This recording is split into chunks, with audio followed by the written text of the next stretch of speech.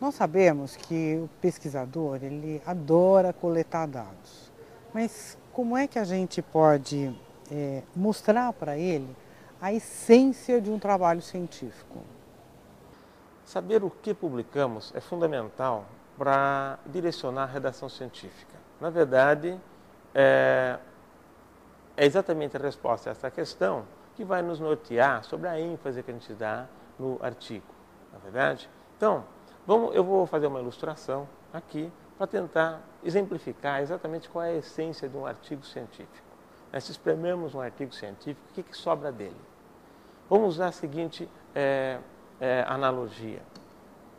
Imaginemos que nós temos aqui um conjunto de caixas fechadas, nós não sabemos o que tem dentro. E a grande questão é essa: o que há dentro dessas caixas? Esse é o primeiro passo que norteia o pesquisador. É óbvio que para saber isso nós temos que abrir essas caixas. Mas como são muitas caixas, milhões de caixas, é humanamente impossível abrir a todas. Então o método científico nos oferece uma possibilidade. Ora, você abre uma amostra, que se for uma amostra representativa desse todo, o que você vê na amostra deve ser válido para esse todo, até que se prove o contrário. Isso faz parte do status do conhecimento científico, não é verdade? Então vamos fazer isso. Vamos pegar uma amostra, peguei aqui uma amostra menor, que dá para a gente abrir com tranquilidade, e vamos abrir cada parte dela. Logo a primeira, apareceu um número. Bom, não apareceu uma flor, não apareceu um animal, apareceu um número. Fico pensando, será que há números dentro dessas caixas? Mas eu tenho que abrir mais caixas, porque uma só é pouco. Eu abro uma segunda caixa, aparece novamente um número. Eu começo a imaginar que devam haver números dentro dessas caixas. Abro mais uma, outro número. Eu começo cada vez mais a ficar convencido de que há números dentro das caixas.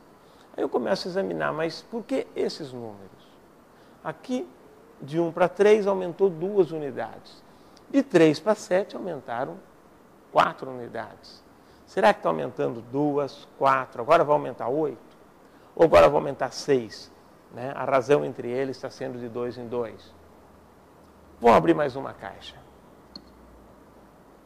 15. Opa, de 7 para 15 aumentaram 8 unidades. Então, 2 unidades, 4 unidades, 8. Acho que eu descobri a regra. Agora deverá aumentar 16 unidades. De 15 com 16 vai dar 31. Então a minha predição é que aqui apareça o número 31. Vamos ver? Abra essa caixa, 31. Muito bem, o cientista se convence de que ele descobriu não só que existem números, como a razão pela qual esses números aparecem. Ou seja, a razão matemática que faz com que os números apareçam sucessivamente. Então ele expressa isso da seguinte forma. Olhando para isso, eu digo que os números estão aparecendo como o anterior, mais 2, mais 4, mais 8, mais 16, assim sucessivamente. Essa é a conclusão do indivíduo. Ou seja, o que nós tivemos aqui?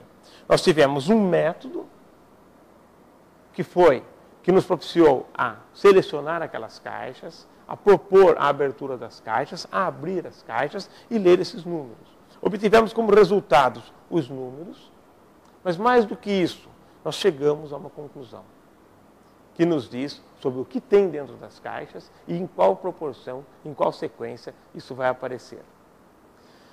Bom, se isso está correto, eu devo publicar esse trabalho. Quando eu mando para uma revista, eu vejo que esse trabalho é negado, mas não porque o tema é relevante, mas ele é negado porque o revisor diz, mas eu vejo esses dados de outra forma. Você viu assim, eu vejo de outro jeito, eu posso pensar numa outra conclusão. E o revisor pode nos apresentar a seguinte conclusão. Não, os números crescem segundo esta lógica. O anterior vezes 2 mais 1, 2, 1, 2 mais 1, 3, 3, 2, 6 mais 1, 7, e assim sucessivamente. O que isso nos mostra? Que, com base nesses resultados obtidos, nós temos, na realidade, duas formas de explicação. Enquanto você tiver duas ou mais formas de explicação para o mesmo conjunto de dados, a sua pesquisa não está concluída.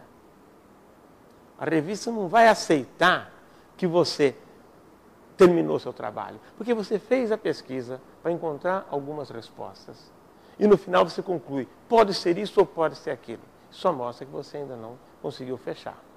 Qual o caminho adequado nesses casos? Não é chegar na discussão e ficar dizendo, olha, eu posso ver assim ou eu posso ver assado. Isso em revista mediana até passa, mas se subir o nível da revista, isso não passa. Né? Então, é importante a gente saber exatamente qual é a essência da nossa publicação. Certo? Então, veja, o caminho correto agora seria aumentar a amostragem. Vamos abrir mais caixas. Eu pego agora, sem aumentar a amostragem, mas pego agora um outro conjunto de caixas. Eu faço um segundo estudo, um segundo experimento, onde eu vou analisar, então, outras caixas. Eu abro essas caixas e os números, evidentemente, são outros. Né? E quando eu analiso a sequência desses números, em relação às duas conclusões possíveis, eu vejo que nesta amostragem, né, esta conclusão foi negada. Então, agora eu tenho o quê? Um conjunto de experimentos, um conjunto de dados, onde eu tenho uma conclusão que explica todos esses dados. Tá certo? Então, agora eu tenho condições de apresentar isso à comunidade científica. Eu digo, olha, num dado momento, pensávamos em duas alternativas, hoje vemos que é uma só. Certo? Até que se prove o contrário, evidentemente. Então, se nós formos pensar, dentro do que eu apresentei até aqui, a essência de um trabalho científico não são os dados e nem a metodologia. É a conclusão. É óbvio que a conclusão depende dos resultados. Mas o trabalho não se resume aos resultados, porque os números mudam, a conclusão fica. Se eu repetir um experimento, se eu repetir um estudo, os números vão mudar, evidentemente. Por mais que eu faça exatamente como o autor que eu estou seguindo fez. Mas a conclusão não pode mudar. E uma conclusão vai ficando sólida dentro da ciência à medida que outros estudos vão sendo feitos, com pequenas variações entre eles, mas a conclusão vai se mantendo.